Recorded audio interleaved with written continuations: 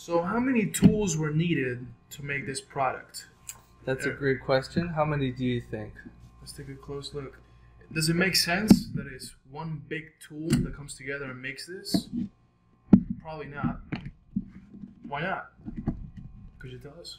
Well, if it was one big tool that came together to make this, there would be no way to create this hollow space on the inside. So all of these parts would need to be made by themselves. And we've got, what, 1, 2, 3, 4 different parts. So looking at these parts, how many tools do you think were required to produce these? I think 3, because these two are the same. Right, exactly right. Yeah, these two parts are the same. They're just used on either end of the cover, the lid.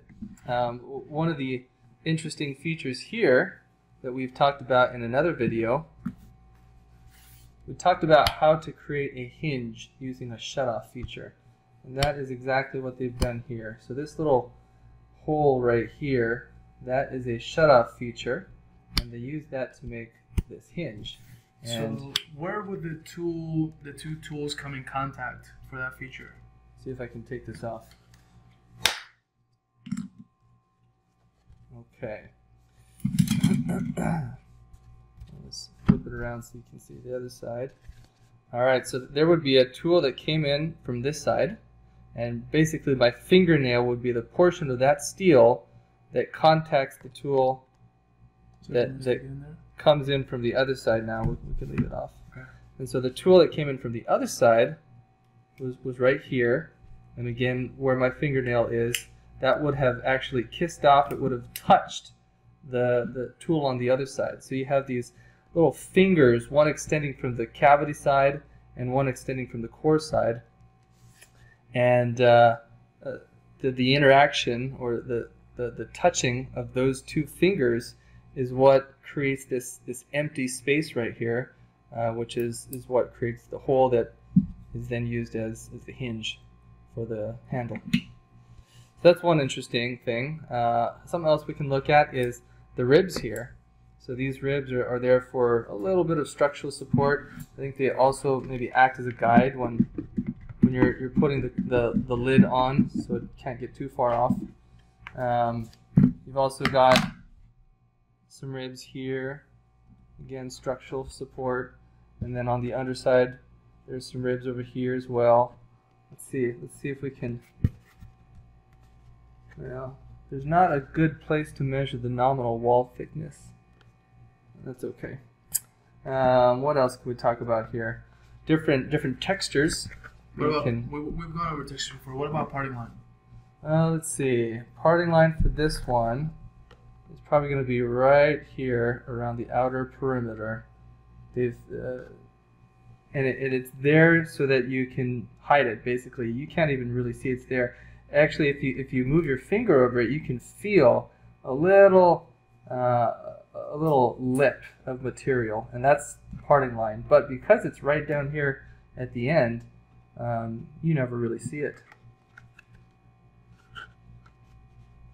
Other than for aesthetic purposes, is there a reason why the parting line would be there?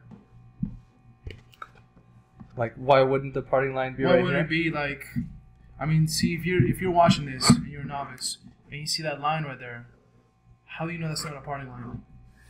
Okay, so if you had half of your steel, your tool, that was pulling down in this direction, I mean, if we're saying that this, why isn't this a parting line? If we're just, devil's advocate, we're pretending this is the parting line, then that would mean that half of your tool is down here, and then the other half is up over here. So this top half, that could pull off no problem.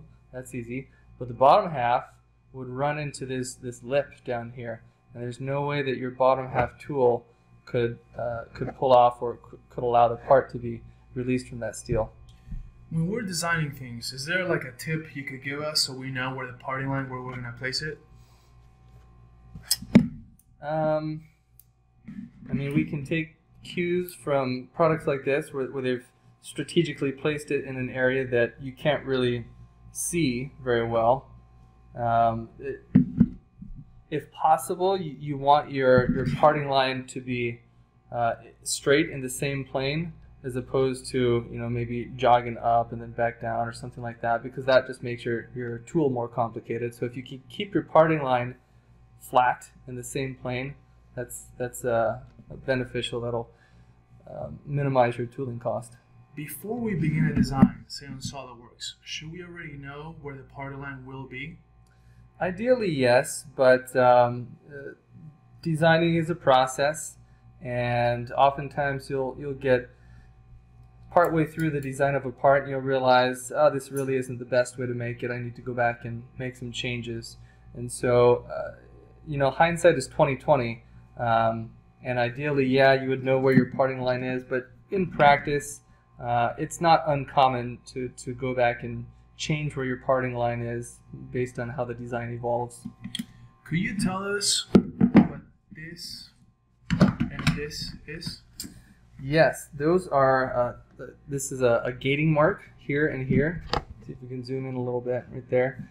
That's a gating mark. That is where the plastic was ejected into the void between the core and the cavity. And then it looks like it's also maybe an ejector pin mark, the witness line from the ejector pin. That would have been a fairly large ejector pin. Looks like there's one here as well. Something else that's interesting about this part that you're holding here. So this feature right here, how would that feature be made? This feature right there. The first thing I try to do is try to find out where the parting line is. Is that what we should do? First step to, if you want to figure out how a part is made, what do you do looking at a part? I think about where the steel is. And when I say where the steel is, that I mean the tool. Sometimes people refer to the tool as the steel. So where is the steel here? Where does the steel need to be in order to mold this part? Since it's empty under this little tab, that means that there was steel here when this part was molded.